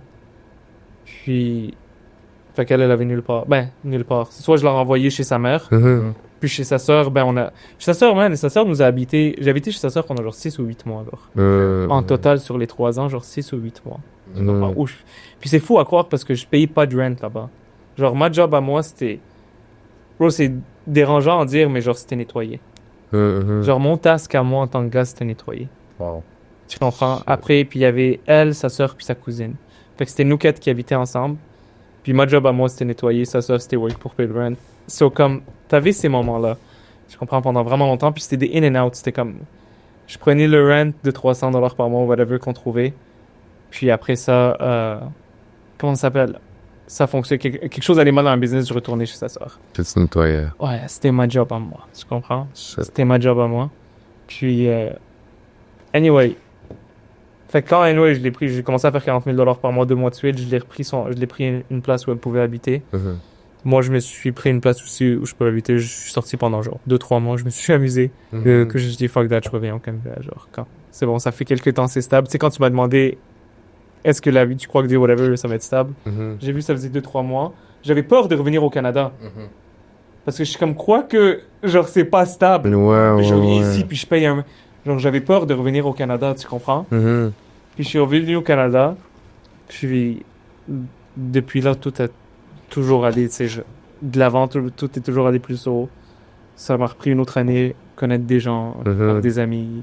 Ce qui sont mes amis aujourd'hui. Tu sais, ça fait à peine 1 an et demi, je les connais. J'aimerais dire. Puis comment tu les as côtoyés? Man, check. T'as tes amis d'enfance que tu connais à l'école, où vous êtes of equal value. T'as tes amis quand tu grandis qui restent avec toi parce que tu les as connus depuis jeune. Puis t'as des amis que tu vas faire au courant de ton parcours parce que t'es quelqu'un de la même valeur ou t'as de la valeur à rajouter. Donc je les ai connus, puis on s'est acceptés tous, j'aimerais croire, dans un cercle, parce qu'on est amis, mais aussi on sait que chacun a quelque chose à ramener. Tu comprends? Fait que c'est pas juste quelque chose, chacun a quelque chose à ramener, comme on s'assoit ensemble puis hey, qu'est-ce que t'as à me donner aujourd'hui? Non, c'est vraiment pas ça. C'est juste que on sait qu'on a tous le même mindset, on sait qu'on veut tous aller vers un pas de commun, on sait qu'on se respecte tous, on sait que ainsi de suite. Puis on sait que ça fait des années que la personne le fait. So t'en doute pas, parce qu'au cours de ton chemin, tu vas connaître des gens qui sont pas les meilleurs, les gens qui sont sneaky, les gens qui sont snake, les gens qui sont qui veulent pas ton bien, les gens qui te respectent pas, les gens qui prendraient ta femme si t'es pas là, ce qui m'est arrivé à moi. Fait que tu sais, t'as plein de choses qui peuvent se passer. Ben ouais. T'as plein de choses qui peuvent se passer au cours de ton parcours, jusqu'à temps que, comme je dis, t'es quelqu'un de valeur, puis tu sais c'est quoi, c'est tes values, puis you were tested, puis une autre personne également va le ressentir. T'es capable de sniffer une personne après un certain temps. Qui sont un peu. Est-ce que je la fais confiance ou pas? Genre, est-ce que je dirais aux toilettes pendant que ma femme est avec lui dehors en train de faire un barbecue, genre, ou est-ce qu'il... ou pas? T'es capable de savoir ça avant même que la situation se passe. Puis, ce genre d'amis-là, ils ont généralement passé par des situations aussi similaires, ou pas, mais ils ont les mêmes valeurs en général, puis vous êtes capable d'être compatibles ensemble. Là, ce que je voudrais savoir, revenir à Montréal, tu continues à faire tes affaires, on a traité un peu qu'est-ce que fait la business et tout. Ouais. Il y a un élément que je trouvais intéressant, parce que dans le financement et tout, quand tu as dû développer ton entreprise, comment tu trouves que ça a été compliqué à scale, à avancer, le fait que tu as fait une faillite, puis tu sais un peu comment ça fonctionne? Ben, j'imagine, comment les faillites fonctionnent, parce que tu as fait une faillite, si tu veux des prêts ou quoi que ce soit pour scale la business, comment tu as pu faire face à ça, justement? Comment tu as pu naviguer autour de ça? De la faillite à scale la business. Dans mon industrie en tant que, tu sais, let's call it simple, courtier en financement d'entreprise, right, dans le monde privé, t'es payé par commission par les prêteurs. Donc, comme j'ai dit au début, t'es un Tinder, right? Ton but, c'est de trouver le client. Pour avoir un match. Exactement, pour avoir un match. Puis t'es rémunéré pour avoir trouvé ce match-là. ta seule dépense quand tu commences dans l'industrie, c'est l'acquisition de clients. Donc pendant des années, moi, c'était sur pen and paper. Mhm. Donc je savais que c'était mon seul coût. Puis je savais que tant que si je gaspillais $1,000 par ad, je faisais $10,000 de bénéfices, de revenus, j'avais mon profit de 9,000. C'était ça ma game, jusqu'à temps que je grandisse puis que je veuille agrandir. D'où est-ce que j'ai compris que il y a d'autres choses qui existent sur des CRM, des softwares, mille et un trucs, Mhm. où j'ai commencé à tout plugger ça ensemble. Du moment que tu fais ça, tu te rends compte aussi que tu ne veux pas simplement rester dans la game en tant que courtier de financement d'entreprise. D'où est-ce que il y a un deuxième niveau qui vient avec, qui est hyper inconnu, qui s'appelle syndiquer des deals. Syndiquer des deals, ça veut dire que toi, tu as fait assez d'argent, Mhm. toi-même, tu accumules de l'argent personnellement à cause de ton travail. Puis le prêteur te dit, hey, si tu veux, redonne-moi de l'argent, puis moi je vais le prêter. Mhm.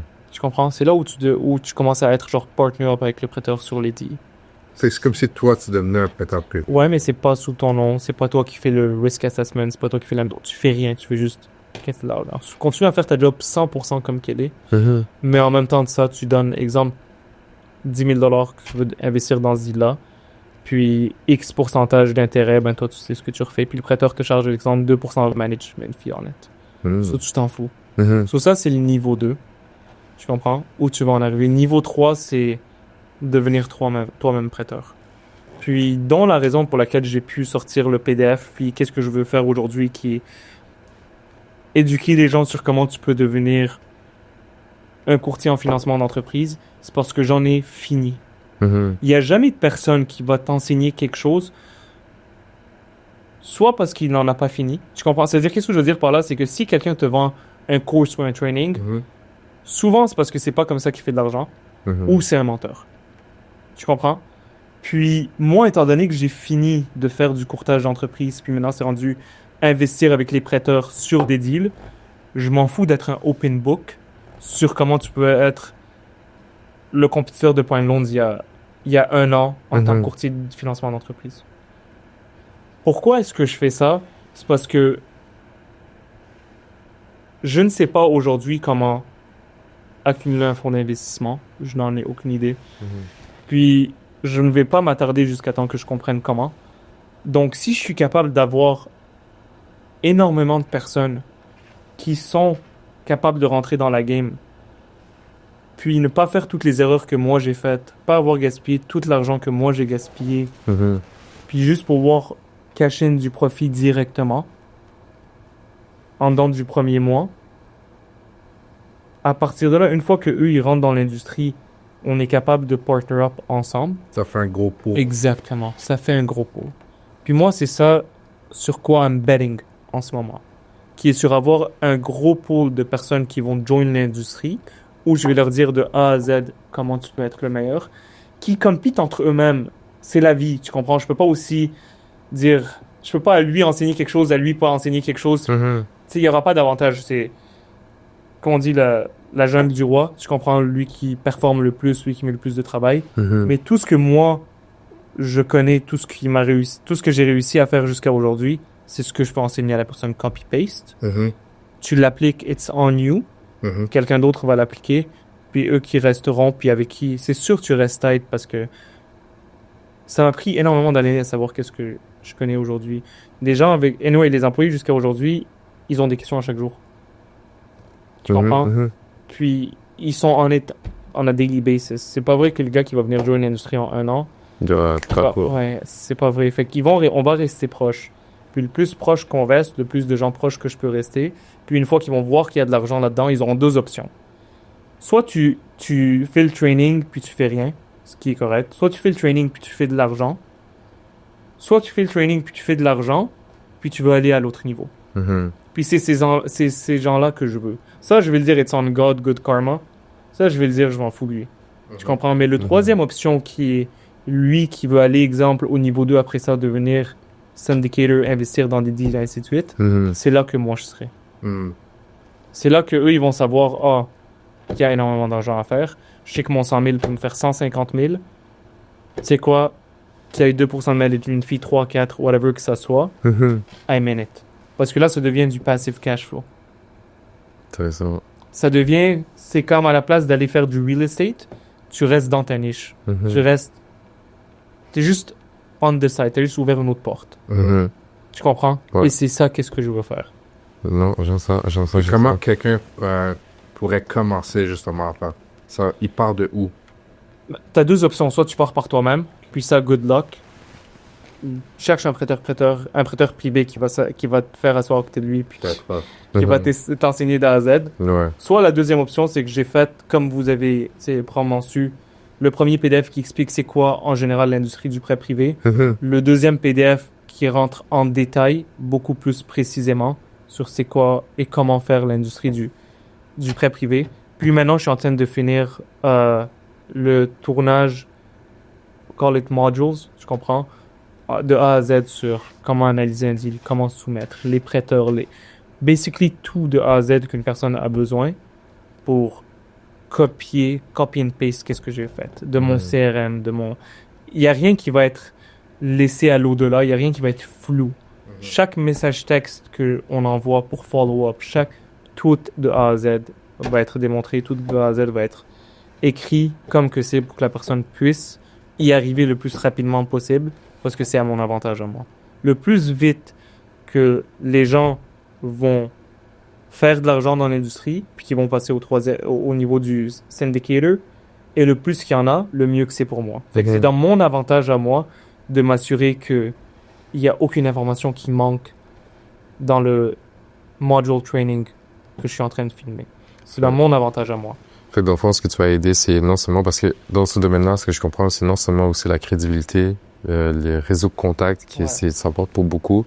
Fait que toi, t'es comme le tremplin à les notions de base que tu dois comprendre dans l'industrie, le réseau, j'imagine, puis comment livrer le service en tant que tel, que tu vas pouvoir aider. Ouais. Dans cette industrie-là, le plus important, quand tu commences, tu peux faire 50 000, 100 000 $ par mois sans savoir réellement analyser un deal.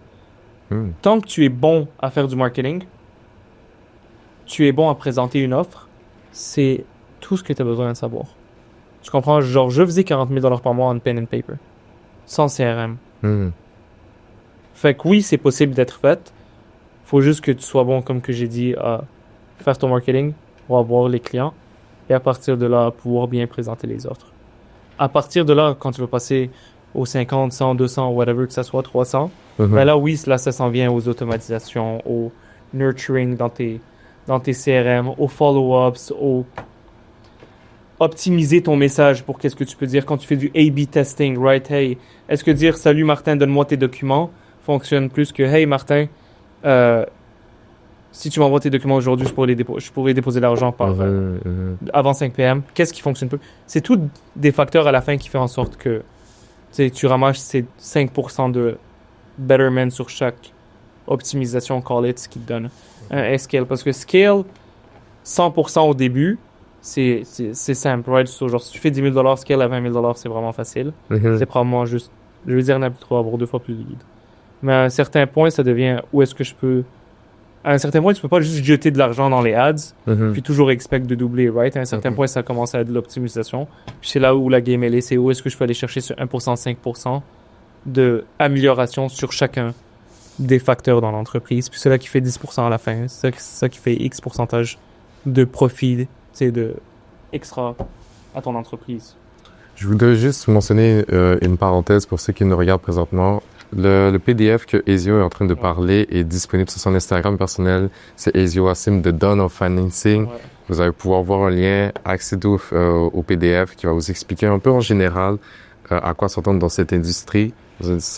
Aussi l'histoire de Ezio.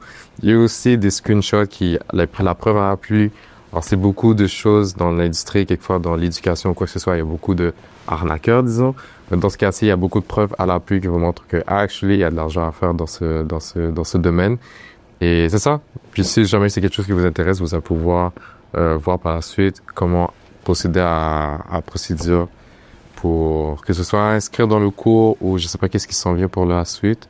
C'est simplement lire les PDF, que la personne soit intéressée, elle me dit, hey, je suis intéressé, puis moi, lui, share les training modules. Est-ce que la personne doit être basée au Canada seulement ou bien elle peut être Non, Canada, États-Unis. Canada, États-Unis? Pas. Canada, États-Unis. Good. Il y a une autre chose que je voudrais qu'on traite, mais tout d'abord, avant de faire cette transition-là, parlons des chiffres. C'était confortable. Parlons des chiffres. Pas nécessairement tes chiffres personnels, mais dans cette industrie, quelqu'un qui a soif, qui a faim, qui est assidu pendant 6 mois, 1 an à traverser avec toutes les technicalités de cette industrie, c'est quoi les chiffres qu'on pourrait s'attendre? C'est impossible que quelqu'un fasse pas 10 000 $ par mois en dedans de 6 mois. Avec ce que moi je connais aujourd'hui puis tout ce qu'il aura accès à, c'est impossible. Ça fait pas de sens. OK? Faut vraiment qu'il travaille pas. Ça, de 1, c'est impossible. De 2, je dirais quand tu vas toucher le 50 000, c'est là que peut-être il va commencer à penser à comment optimiser. Ce que j'ai déjà fini, ce que j'ai déjà dépassé, ce qui est simple aussi. Mais c'est là où ça devient très reliant sur la personne. Tu comprends? Au début, faire 10 000 $ par mois, c'est bon, tu peux le faire avec un client. Tu comprends? Mais est-ce que le gars est capable chaque jour de se lever puis faire ça 5 fois de suite pendant le mois? Là, c'est ça qui est différent. Mais c'est closer un deal par mois. Genre aujourd'hui, on en a fait 3 ou 4. Tu comprends? C'est pour ça que je te dis ça dépend de chacun. Comment il va faire pour s'en débarrasser, mais ouais, ça fait juste pas de sens. Ça. Quelqu'un fasse pas genre 10 000 $ par mois ou 20 000 $. Ça fait aucun sens dans mon cerveau. Fait que de manière autonome, tu peux t'attendre à faire du 10 à 50 000 si tu es assidu, bien Je sûr. 40 tout seul. Ah ouais, 40. Ah ouais, quand je suis métier. Ok, nice. 40-50 tout seul. Là, tu es rendu à combien? Tout En le temps tout seul? Non, là, je suis pas tout seul. Avec une équipe. Ouais, avec une équipe. Puis le premier. Man, là, on est 5, puis une des raisons pour laquelle on est rendu 5, c'est parce que quand j'ai commencé, quand je voulais accroître l'entreprise beaucoup plus, puis j'en ai parlé, je pense, off-podcast brièvement, j'ai des amis qui font la même industrie que moi, qui sont 3 fois plus grands que moi, dont j'ai reach out, puis je leur ai dit, hey, c'est quoi mon next step? Puis ils m'ont dit, c'est quoi mon next step? Mais l'erreur que moi j'ai faite, c'est que eux ils sont basés aux États-Unis, où le marché est 100 fois plus grand, puis nous on est basés au Canada. Fait que quand moi j'ai passé après ça directement de comme 3 à 21 personnes, j'ai mangé rapidement une claque dans la face parce que j'ai remarqué que je suis pas capable de fournir autant de leads à autant de personnes. Je suis pas capable de... Pas tout le monde est un bon closer, et ainsi de suite. Tu comprends? Fait que eux, ils ont... Tu sais, un en a environ 60 employés, l'autre comme 100, une centaine. So oui, c'est inspirant, puis oui, tu vois que hey, c'est capable. Puis oui, ils t'expliquent tout de A à Z comment faire. Mais c'est juste ici, le marché n'a pas aussi soif que là-bas. Il n'y a pas le même pool de clients comme que là-bas. Je peux te donner un exemple. Là-bas, par quarter, aux États-Unis, je pense qu'ils financent comme 2 milliards, 3 milliards par quarter dans l'industrie privée. Tandis qu'ici, au Canada, par année, on finance peut-être 400 millions. OK. Tu comprends? Gros gap. Fait que c'est géant comme gap. C'est géant comme gap. Cela ne veut pas dire que le Canada est mauvais. Parce que l'industrie est untapped. C'est ça que ça veut dire. Ça veut dire qu'on est toujours en retard au Canada. Toujours. Surtout. Tu sais, on est en retard partout. Imagine Québec. Ouais, en plus. So, on est toujours en retard partout. Ce qui fait en sorte que l'industrie est encore untapped, ce qui est bon. Ce qui fait aussi en sorte que la personnalité des Canadiens en général est plus loyale que la population des États-Unis. Ce qui fait en sorte que dans cette game-là, un client reste proche de toi est beaucoup plus favorable que si ton client serait aux États-Unis. Fait qu'exemple, moi, quand je compare mon renewal book, c'est le nombre de clients qui renouvellent avec toi un prêt, à comparer à eux des États-Unis, notre pourcentage est plus élevé. Tu sais, j'en parlais tantôt, un client avec nous va rester environ 4 ans. Tandis que là-bas, ça tourne environ de 1 an et demi. Puis eux, tu as 30% de leurs new acquired customers qui vont renouveler, tandis qu'on est à genre 70%. Fait que des fois, ça va leur coûter un petit peu plus cher aller chercher un client que... Fait qu'ils ont besoin de beaucoup de new leads. Tu comprends? Ils vont faire 50 fois plus d'argent que moi, c'est correct. Mais juste en termes de ratio d'entreprise, pour moi, j'ai pas besoin de autant stresser sur mon renewal book. Simplement parce que la population canadienne est beaucoup plus loyale que les gens là-bas. Puis là, actuellement, avec les 5 personnes qui sont avec toi, vous êtes capable de générer combien mensuellement?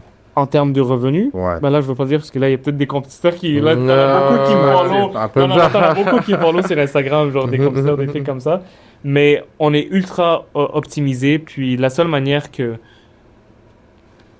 Tu sais, les compétiteurs peuvent le savoir, c'est s'ils sont super proches avec les prêteurs, puis ils disent, hey, Ok, je comprends. Ezio, combien il a prêté avec toi ce mois-là, ou whatever. Ah, Tu sais, c'est la seule manière, là. Puis on connaît tous nos stats environ, puis tout le monde ment un peu à l'autre, tu comprends, pour genre, soit bien un peu sur eux, là. Mais la raison pour laquelle c'est fait de cette manière-là, c'est parce que maintenant, tout est ultra optimisé. T'as énormément de AI involved, t'as énormément de softwares, t'as plus de review de documents manuels, tout est rendu en ligne. Excuse-moi, tout est rendu avec un software fait en ligne. Donc, ça enlève énormément de tracas, énormément de travail. D'où la personne qui travaille avec toi peut se concentrer sur un truc qui est convertir le lead en client qui prenne après. C'est sa seule job. Tout le avant la génération de lead, il en a pas besoin de s'en occuper. Tout le après qui est la maintenance du client, qui est l'analyse du document, il en a pas à s'en occuper. Ok. Sa job à lui, c'est acquérir les clients, trouver l'offre, closer le client. Tout le reste, c'est complètement automatisé. Ce qui fait en sorte que tu n'as plus besoin d'une aussi grande équipe que ça. Maintenant, pour toi, qu'est-ce qui s'en vient? C'est quoi les prochains projets? Je sais qu'il y a beaucoup, il y a l'aspect formation que tu veux donner. Ouais, Tu es rendu à un autre niveau qui te détache de tout ce qui est courtier. exact courtier. C'est quoi tes projets pour toi? Le projet, honnêtement, c'est je veux avoir un beaucoup plus grand impact. Si je peux commencer localement via les réseaux sociaux, ça, j'aimerais énormément ça, de un. De deux, le training va aussi être super important pour moi, parce que c'est la seule manière que je vois mon breakthrough arriver au niveau 3. Sans l'aide de tout le monde, sans nous qui devient une communauté super forte, je ne sais pas comment j'arriverai au troisième point. Puis je l'ai dit souvent à Rian, tu sais, mon père milliardaire, l'arabe milliardaire, là, mon Arab Sheikh billionaire dad, que je n'ai pas, tu sais, je dois le trouver d'une manière, puis ma seule manière, c'est avoir un pool de gens qui rentrent dans l'industrie, puis qui fonctionnent, qui travaillent, qui font de l'argent, puis à partir de là, on est capable, tu sais, de crave notre path ensemble. Ça, c'est vraiment mon next focus. Puis après ça, je verrai qu'est-ce qui se passe. Non, love it. Nice. Puis, immigrant visionnaire veut dire quoi pour toi?